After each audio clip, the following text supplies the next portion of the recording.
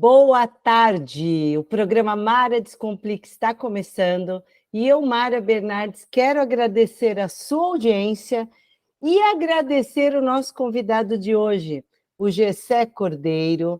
Ele é sócio da Capital Fin, se eu falei errado você me corrige depois, Gessé.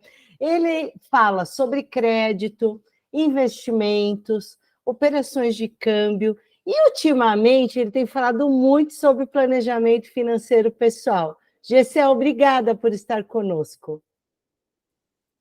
Oi, pessoal, boa tarde. Mara, a rádio aqui. Eu que agradeço a oportunidade de estar mais uma vez com vocês. É sempre um prazer. Obrigada. E eu falei certo o nome da sua empresa? É Think Capital. Think Capital, é isso aí. E a gente pensou em falar com vocês hoje, com essa audiência maravilhosa que a gente tem, sobre como se planejar para 2024. Porque assim, né? A gente vai chegando no final do ano, né, Gessé? A gente coloca a meta da academia, da comida e do planejamento de falar inglês, não é assim? É verdade, é verdade. O último trimestre do ano é sempre aquele caos, né? A correria para tentar fazer tudo que não foi feito ao longo do ano todo. Exato, sem planejamento, né? Sem planejamento na maioria dos casos, principalmente no Brasil, né, Mara? Principalmente, é. E eu quero, antes de fazer a primeira pergunta para o Gessé, dizer para você que se você quiser fazer algum comentário ou alguma pergunta, pode entrar, você está no site da rádio, faz a pergunta lá, ou pode mandar via WhatsApp no 31 98308 5976. O que você tiver de dúvida ou comentário, manda para a gente. E eu vou começar fazendo uma pergunta básica, né? O que é o planejamento financeiro pessoal e por que ele é tão importante, Gessé? Mara, essa é uma excelente pergunta para a gente começar aqui. O planejamento financeiro, seja ele pessoal ou familiar, ele é digamos assim, o mapa que pode guiar a vida de uma pessoa ou da família, né, dos membros daquela família ali. Então, ele é extremamente importante porque ele dá o direcionamento da onde aquelas pessoas ali elas estão, né, para onde elas vão e se elas precisam fazer alguma correção no meio do caminho, alguma correção na trajetória, então para que lado é que deve ser corrigido, né? Então vou para frente, vou nesse caminho que eu tô mesmo ou não, eu vou para a direita, para a esquerda, enfim, né? Acho que numa analogia é isso, assim. Então, o planejamento financeiro ele vai ser o mapa, ele vai guiar. E é por Eu, isso que ele é tão importante. e eu gostei muito que você usou o termo mapa, porque assim, quando a gente vai sair, principalmente hoje, porque eu sou de uma época, Gessé, você me conta se você também é, que a gente andava com guia, né? Um bloquinho, né? Você é, né? Sim, Ó, sim. quem tá ouvindo a gente aí, conta como era. A gente andava com aquele livro para saber para que rua a gente ia, para nos guiar, né? E hoje a gente coloca tudo nos aplicativos. E por que na vida financeira a gente não faz isso, Gessé? Conta para nós. Exato. Antigamente, né, há não muito tempo atrás, né, Tá. quando toda essa tecnologia não estava disponível, para a gente se guiar nos caminhos que a gente, né, para onde a gente ia, realmente a gente usava um mapa físico, né, ou livrinho de mapas ali, quando não sabia o endereço, ou quando ia viajar e não conhecia a estrada. É, e é exatamente isso o que a gente também deve fazer, pode e deve fazer com a nossa vida financeira, né? Com planejamento e tudo mais. E Mara, eu acho que você se lembra também da época ou das pessoas que são mais conservadoras ou mais clássicas e usavam tudo em papel. Então faziam também o planejamento financeiro em papel. Até hoje eu conheço algumas pessoas que gostam daquele planner físico, sabe? Então compram o livrinho lá no começo do ano, anotam todas as coisas e aí vão fazendo os tics, né, os oks ali de como é que as coisas estão andando. E assim, nenhum problema em fazer isso. Óbvio que hoje em dia a gente tem ferramentas eletrônicas, digitais, ou mesmo uma planilha, que é uma coisa super tradicional também, que pode te ajudar mais. Por quê? Porque pode te dar acesso independente do dispositivo que você usa, né? Então, quero fazer pelo celular, ou eu prefiro pelo laptop lá no meu trabalho, ou eu prefiro pelo computador de casa. Eu não tenho muito tempo, eu viajo muito pelo meu trabalho, então eu gosto de fazer isso no momento que estou em trânsito. Você consegue fazer também com as ferramentas digitais, né, eletrônicas, facilitou demais. Mas se você é uma pessoa mais conservadora e gosta do papel, de escrever no físico, também. O importante é usar aquilo que funciona. Eu concordo que funciona para você. Você que está ouvindo a gente aí, ó, já quero agradecer você de BH, da Califórnia, nos Estados Unidos, Quebec, em Montreal, Bavária, na Alemanha, Guarujá, em São Paulo, Salvador, Bahia, Itabaiana, Sergipe, Pinheiro, Maranhão, Valência, Bahia, Porto Alegre, Rio Grande do Sul, São Vicente, São Paulo, Uberlândia, Timóteo, Barbacena, Ouro Branco, em Minas Gerais.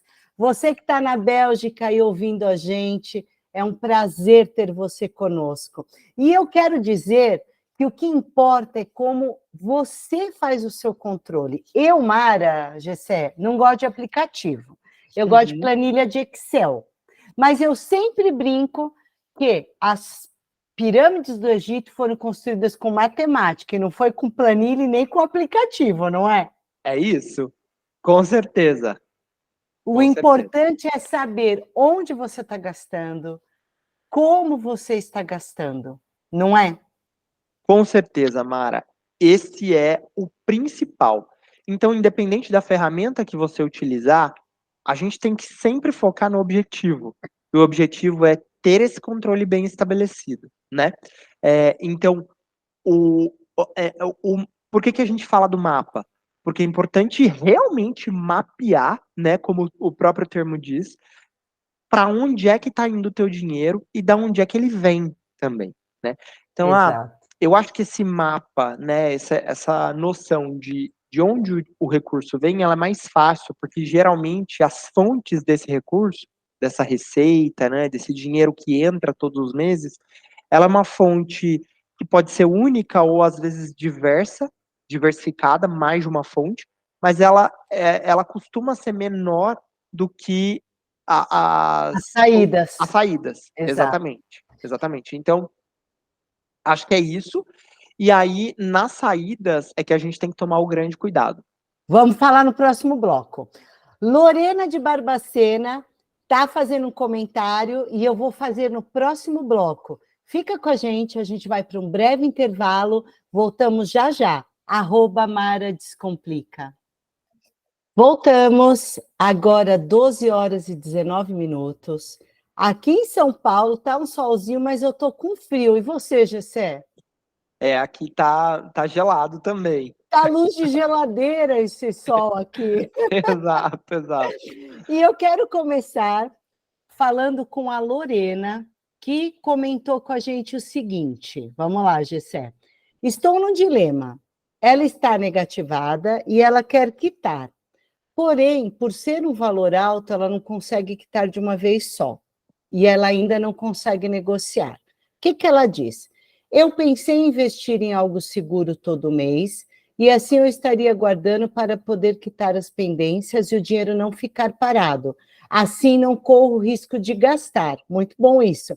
Compensa, ela pergunta, pois acredito que somente na metade do próximo ano ela vai ter condições de negociar tudo.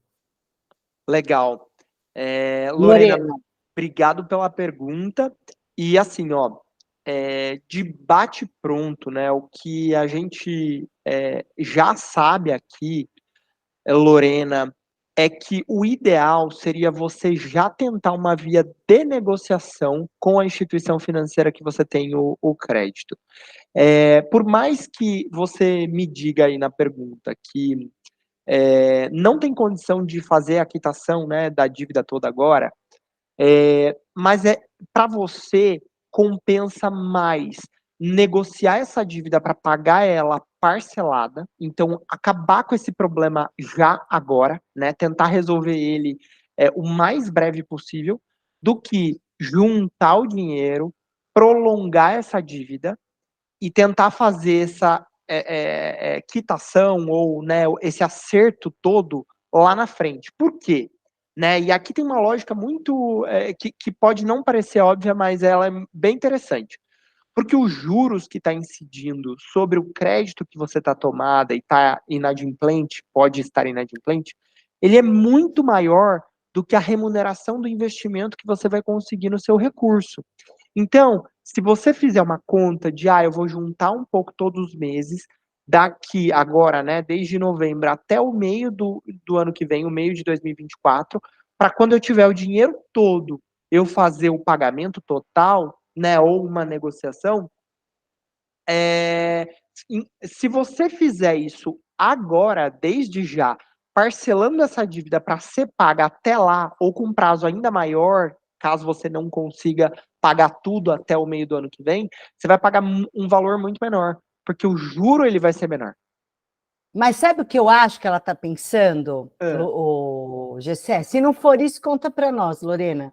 Que lá na frente ela vai conseguir um bom desconto se ela pagar à vista, porque a gente sabe que com o passar do tempo as empresas vão dando descontos. Uhum. E também ela só pode parcelar se estiver dentro do orçamento, né? É isso, é isso. Concordo. Então, assim, se for isso mesmo, Lorena, você confirma aí pra gente. Obviamente, esse parcelamento ele tem que caber dentro do teu orçamento. Mas a gente sabe também, Mara e Lorena, que com um bom planejamento bem feito, dá para encaixar esse parcelamento aí, né? A Ela está gente. dizendo, ela mandou, dá uma olhada aí, GC, ela mandou respondendo assim, ela já tentou negociar, mas a parcela ficou muito acima do que ela podia pagar. Entendi. Então, realmente, o que vale a pena se você tem condição de juntar um recurso agora, com certeza vale a pena Junta. você reservar esse recurso em alguma outra conta de investimento, principalmente, em que você não tem acesso. Eu sempre falo o seguinte: a dica coloca numa conta em que você perca a senha dela. Que aí você não vai conseguir nem acessar a conta, você só vai investindo lá, né? Esquece que aquele dinheiro existe. E óbvio que isso é uma brincadeira, mas é isso, né? Esquece que aquele recurso existe. E Eu acho que o resumo, Lorena, é guardar o dinheiro e ver esses feirões, se aparecem boas oportunidades, né? exatamente. E procura uma oportunidade para negociar isso o quanto antes, que seja parcial, que seja total, o que for possível. Mas para que você consiga reduzir o que você tem que pagar para o mínimo possível e quitar isso quanto antes. Porque isso vai te aliviar muito lá na frente. Isso. Agora, última dica para Lorena. Só negocia o que você pode pagar. Não negocia se o valor está fora, como você já falou. Faz com calma para você não se enrolar lá na frente de novo. E Exato. agora tem o Pedro. Pedro, obrigada pela pergunta. Ele é de Porto Alegre. Ele está falando que para quem ganha um salário mínimo, a gente sempre vive num aperto, é verdade. Mas compensa fazer um planejamento para guardar R$ 100 por mês na poupança? Olha, essa também é uma excelente pergunta. Pedro, compensa muito, vale muito a pena, tá? A resposta é essa, então já de bate pronto para você, vale a pena. E aí eu acho que é muito interessante essa pergunta do Pedro, porque é o seguinte: a maioria dos brasileiros que não fazem o planejamento financeiro, um plano de investimento, um plano de aposentadoria no longo prazo, acham, têm uma fé de que enriquecer, né, ou enfim, juntar um recurso, ter investimento, é uma coisa de milionário. E Exato. que só vai conseguir fazer isso ganhando na loteria, ganhando 1 milhão, recebendo, sei lá, Uma algum evento herança. muito ordinário, uma herança, alguma coisa desse tipo. quando na verdade o milhão ou a fortuna ou o enriquecer ou a aposentadoria no longo prazo são construídos de pouquinho em pouquinho. Então, não é com 1 milhão de uma vez, mas é com R$ 1 que se chega no milhão, né? Fazendo esse exercício todos os dias, de 1 em 1, de 5 em 5, de 10 em 10. Então, poupar os R$ 100 mensal é muito melhor do que não poupar nada, porque você já começa a fazer o exercício, né? E aí, obviamente, você tem a possibilidade de melhorar a tua renda ao longo da vida, né? Melhorar, enfim, as receitas aí, ou fazer um planejamento de juntar mais, né? De dar um jeito de juntar mais ali dentro do orçamento familiar. E uma outra dica é a seguinte: ao invés de poupar os R$ 100 e aplicar na poupança, poupe os mesmos R$ 100 e aplique numa outra aplicação financeira, né? Numa outra fonte aí. Vamos dar essas dicas no próximo bloco de Pode quais os ser. investimentos para valores menores? Claro, claro. Beleza. Fica com a gente. O próximo bloco a gente vai dar dicas para investimentos menores. E parabéns, Pedro, por já começar a investir. E a última dica para você é: tenta uma renda extra para você aplicar esse dinheirinho a mais. Fica com a gente volta já já. @Mara Descomplica. Voltamos e agora a gente vai dar umas dicas bem facinhas para quem vai aplicar R$ 40, R$ 50, R$ 100. Manda, Gessé. E depois a gente vai falar com o Ricardo, que também mandou aqui uma pergunta. Maravilha. Bom, a gente estava falando até no último bloco, né, sobre a aplicação na poupança, que é o que a maioria dos brasileiros ainda prefere, né? Acho que isso tem mudado um pouquinho, mas assim, para quem tem pouca disponibilidade de recurso para aplicar todos os meses, né? Então vai juntando ali menos de R$ 100 todos os meses, ou até R$ 100, a gente já tem várias opções hoje em dia, que a partir de R$ 1 de investimento você consegue fazer a aplicação. Então tem fundo de investimento de renda fixa, tem CDBs de alguns bancos, tem outros papéis de renda fixa, o próprio Tesouro Nacional, né? Então, letras do Tesouro, as NTNs aí, as LFTs e por aí vai. Então, é uma série de investimentos mais conservadores, que são mais seguros do que a poupança, inclusive, isso é importante de se falar, né? Então, os títulos do Tesouro Nacional são os investimentos mais seguros que a gente tem hoje no Brasil. E que rendem mais do que a poupança, né? Quase o dobro, né? Quase o dobro, exatamente. Então, o teu dinheiro vai estar mais seguro e rendendo mais, entregando mais do que ele entregaria na poupança. Acho que vale super essa dica, Mara. E Pedro, se você tiver dúvida, pode mandar um direct no meu Instagram, @Mara Descomplica. Pode mandar no seu também, Gessé? Pode sim. Já manda aí teus contatos. O meu @JHCcordeiro. E também pode me procurar lá no @CapitalFink, né, da Fink Capital. A gente tá disponível lá para tirar todas as dúvidas, ajudar com o que for preciso. É sempre um prazer. Quem faz o que ama, né? É isso. Eu adoro responder pergunta das pessoas, É adoro. isso, é isso. E eu quero agradecer você de Florianópolis, Santa Catarina, São Francisco, na Califórnia, Joinville, Santa Catarina, Goiânia, em Goiás, Guarulhos, São Carlos, em São Paulo, Nova Lima, em Minas, Sete Lagoas, Brasília, Distrito Federal, Ibirité, Minas, Curitiba, São João da Boa Vista, em São Paulo. Ricardo perguntou via site. Obrigada, Ricardo. Vocês acreditam que investir em estatais é uma boa? Tenho medo do governo atual por causa das previsões para o próximo ano e de possíveis interferências. Estive pensando em me planejar para iniciar em janeiro. O que você acha disso, Gessé? Legal. Obrigado pela pergunta, Ricardo. E assim, a dica mais importante se você está se planejando para começar a investir, o primeiro passo, conhecimento, busque conhecimento, né?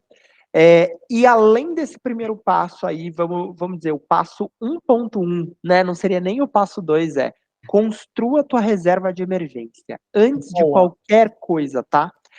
Por quê, Ricardo? Porque se você começa investindo num produto mais arriscado, como renda variável, né? Então vou investir em estatais ali, que é a origem da tua pergunta. E você sofre oscilações muito grandes, porque como o próprio nome diz, é um investimento que varia, né, de renda variável. Você já fica machucado logo no começo. E aí, muitas vezes, o investidor ele pensa, investir não é para mim, isso não é para mim, não deu certo, eu já tentei uma vez e me frustrei, porque justamente começa de uma maneira muito arrojada, né, digamos assim, com um perfil mais agressivo. E o ideal seria construir uma reserva de emergência, conhecer bem os produtos e as soluções, e aí sim, quando tiver esse conhecimento solidificado, escolher os produtos mais adequados. Eu quero dar um exemplo, Gessé, e depois quero pedir para você explicar o que é reserva de emergência para a gente. Eu Tá quero ótimo. dizer assim, quando você vai no mar, Ricardo, pelo menos normalmente, né? A gente chega, põe um pezinho, vai até o joelho e vai sentindo como é o oceano. A mesma coisa no investimento. Começa com o básico, vai sentindo, vai criando conhecimento, vai adquirindo conhecimento, criando confiança, e aí você vai deslanchando para outros segmentos, não é, Gessé? Exatamente, Mara. Esse exemplo é muito bom. Você nunca é, vai para o mar pela primeira vez e já vai E para. se joga. Exato, se joga, já vai pro fundo, né? Para onde as ondas te cobrem e você não consegue, não dá pé ali, você não consegue Eu não ponho nem navegar. o pezinho, que eu não sei nadar, eu morro de medo do mar. Mas é Então, isso, tem que ir com calma, né? é isso. Com certeza tem que ir com calma. Esse é o melhor caminho. E para terminar esse bloco, o que é reserva de emergência e que valor a gente deve ter? Legal. A reserva de emergência é aquele recurso que vai servir para uma emergência. Então, ele precisa estar com liquidez imediata, né? Então, é aquele recurso que você consegue acessar todos os dias que você precisa. E que ele servirá para você num caso em que você, por exemplo, fique sem uma renda, que você fique sem emprego, ou que você, por algum motivo, né, fique impossibilitado de trabalhar, mesmo tendo emprego, fique impossibilitado de trabalhar e a tua renda diminua, porque isso acontece, eventualidades acontecem na nossa vida, né? Comigo aconteceu. Exato, exato. E aí a recomendação é que se você trabalha num regime CLT, por exemplo, você tenha Carteira pelo assinada? carteira assinada, exatamente. Que você tenha pelo menos aí uns 6 meses do teu custo de vida investidos na tua reserva de emergência. Caso você trabalhe de maneira autônoma ou você seja um empreendedor, tenha o teu próprio negócio, o ideal é até 12 meses do teu custo de vida. Porque imagina a seguinte situação: você descobre e isso acontece muito, que você tem que fazer um tratamento médico, ou você sofre algum acidente de qualquer tipo, não precisa ser um acidente grave, pode ser um acidente leve, mas aquilo vai te impedir de ficar exercendo a tua atividade profissional. Se você tem essa reserva bem construída e ela está fácil de ser acessada, você fica tranquilo. E um ano é um período excelente que dá para você se planejar, pensar no que você vai fazer e a tua vida está garantida, né? Todo o teu padrão de vida está garantido ali. Para terminar esse bloco, é do teu custo de vida. Então, se você tem um salário de 3 mil e tem um custo de vida de 2 mil, você tem que ter pelo menos 6 vezes 2, 12 mil na tua reserva de emergência. É Então, isso. vamos voltar para o último bloco, num ping-pong, para terminar tudo que a gente combinou de perguntar. Fica com a gente volta já já. @Mara Descomplica. Voltei e quero convidar você que ainda não visitou meu perfil no Instagram, vai lá, @Mara Descomplica, ou no perfil do Gessé, @JH Cordeiro, É isso, né? JHC Cordeiro. JHC Cordeiro ou na @capitalfin, né? Isso, Capital Fim. Estamos disponíveis para tirar dúvidas. Obrigada a você de Santos e São José do Rio Preto que está com a gente. E agora eu quero perguntar para o Gessé, como começar a fazer o planejamento financeiro? E vamos tentar responder tudo agora, hein? Tá ótimo. Bora lá, ping-pong. Então vamos lá. Vou tentar ser bem breve, tá? Bora. Olha, o planejamento financeiro ele vai começar com as anotações diárias ali dos custos e dos ganhos, né? Então anotar todas as receitas, tudo que entra, e anotar todas as despesas, tudo que sai. Esse é o primeiro passo para começar um bom planejamento financeiro. Show. E a gente tem que incluir o que a gente tem investido, se a gente tem seguro de vida, se a gente tem dívidas, como é que a gente faz isso? Mara, tem que incluir tudo. E quando eu digo tudo, é tudo mesmo, tá? Eu canso de ver cliente, né? A gente atende muitos clientes aqui na empresa, dizendo: eu tenho uma receita de 10 mil, exemplo, e o meu custo é 5 e eu não tenho dinheiro, nunca sobra, Ah, né? entendi. O resto do dinheiro saiu voando. Exato, Eu também exato. tenho. Aí eu falo, tá bom, mas e aí? Cadê os outros 5 mil reais todos os meses? E às vezes a pessoa tá nesse processo há 10 anos, 15 É, anos na vida. eu tenho uma cliente, Gessé, que falou para mim que desde que ela começou a trabalhar é desse jeito. Então, e na verdade Foi não a é. vida toda. E na verdade não é, exato, é a vida toda. Então, é anotar tudo. E tudo inclui os teus custos pessoais, os custos da tua família, os custos de moradia, alimentação, transporte, seguro, convênio médico, tudo. Tudo é tudo. iFood, iFood, a saída no final de semana, o cineminha, os chocolates, enfim, isso. aquilo que você não considera que é importante e impacta. Exato. E eu acho que tem uma coisa também, a gente não pode se enganar, né? Então, assim, eu tenho cliente que fala assim, eu tenho uma dívida com um amigo, R$ 200, tá. Mas você pegou esse dinheiro por quê? Não, é que ele vende lanche todo dia e como eu não estou levando marmita, eu estou pegando. Então, não é uma dívida com um amigo, é custo de alimentação. Exato, Então, exato. quer dizer, eu preciso levar marmita, mas eu não estou levando, então... Então, assim, Então eu tô tem que comendo na rua. encarar. Então tem que encarar a situação, É isso. O né? primeiro passo é aceitar. É aceitar, encarar o problema e resolver.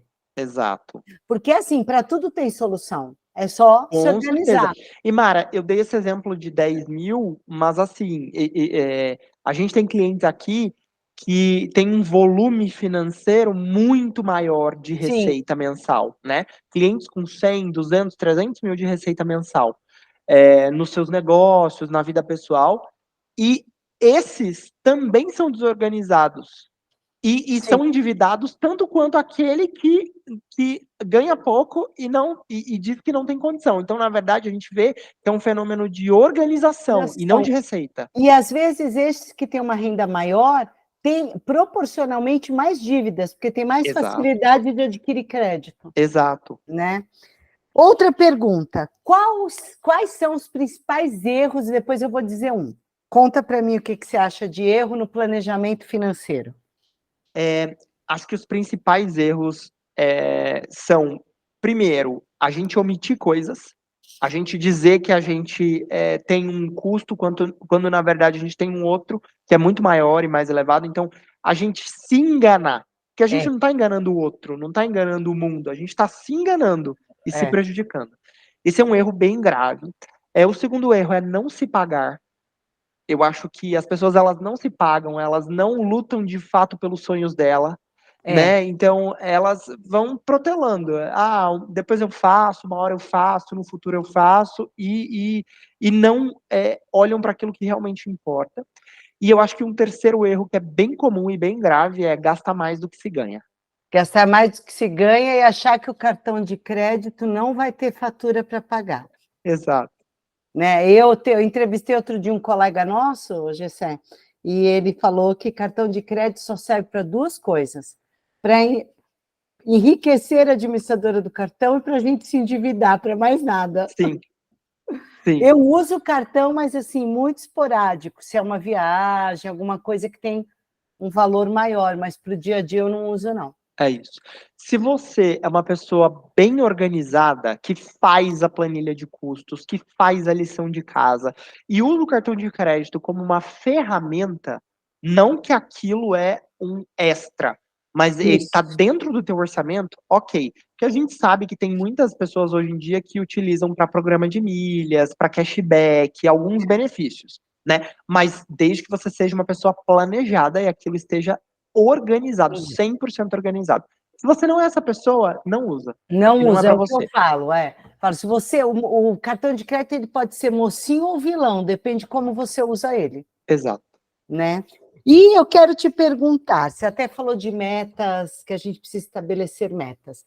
E a gente precisa estabelecer meta realista, atingível, né? Não adianta eu achar que eu ganho 3 mil e o ano que vem eu vou para Paris, não vai dar. É. Você pode A até menos que ir. você vá com patrocínio. Ah, é Que você ganhe verdade. uma viagem. Exato. Você quer ir para Paris, você vai ter que fazer, se você tem essa renda, fazer uma programação para 5, 6, 10 anos. Não Uhum. é impossível, mas dá para fazer. Me fala um pouco sobre metas. Legal. Eu acho que nesse ponto das metas, Mara, as pessoas elas acabam desanimando, elas acabam tendo más experiências também com o estabelecimento de metas, porque, primeiro, estabelecem metas que são impossíveis, Sim. então, não são realistas. Segundo, não são determinadas a ponto de correr atrás dos sonhos e das metas, porque, assim, tudo dá trabalho nessa vida, E né? abrir mão de uma coisa para ter outra. Exato, exato. Então estabelecer um objetivo que seja factível, então possível, e correr atrás daquele objetivo. Porque tudo dá trabalho na vida. Eu sempre costumo dizer o seguinte: se você lutar para crescer, isso vai te dar trabalho. Mas não fazer nada também vai te Sim. dar trabalho, porque isso vai prejudicar a tua vida, as tuas finanças, né? Então você vai sofrer de um jeito ou de outro. A vida é assim, a vida é isso, É né? isso. E, por último, você atende clientes aí em qualquer sentido, se estiver devendo, se quiser investir, se for um empresário. Legal, a gente atende sim, tá? Hoje o nosso foco principal é atender empresas e pessoas físicas com soluções financeiras, então a gente tem um trabalho completo de consultoria mais assessoria financeira. Então a gente não só faz a consultoria para ajudar o cliente a resolver aquilo que ele precisa, né, de planejamento, estabelecimento de metas, organização e tudo mais, mas também a gente entrega a solução para ele. Então, compara tudo que o mercado oferece, entrega a melhor solução, seja no crédito, no câmbio, no investimento, aquilo que o cliente tem de necessidade. Legal. Gente, quem precisar do GCE, de uma consultoria, @JHC Cordeiro ou Capital Think. Isso mesmo. GCE, muito obrigada por estar com a gente, foi super produtivo o programa.